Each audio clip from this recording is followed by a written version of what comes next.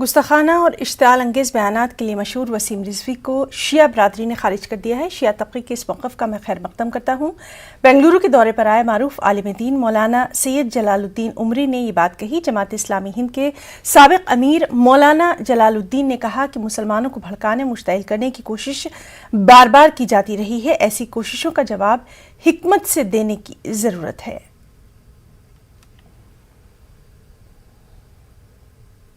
اب جب یہاں آزادی ہے تو اس طرح کے لوگ موجود ہوں گے، آزادی سے اس کے خلاف آواز اٹھانے کا آپ کو حق بھی حاصل ہے۔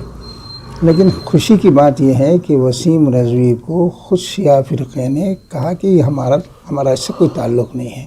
اس کے ذمہ داروں کی طرف سے بیان آیا وسیم رضوی کا شیعہ فرقے سے کوئی تعلق نہیں ہے، ہم اسے الگ اس سے بیزاری کا اعلان کرتے ہیں۔ یہ بہت بڑی بات تھی۔ اس سلسلے میں بات چیت بھی ہوئی ہے؟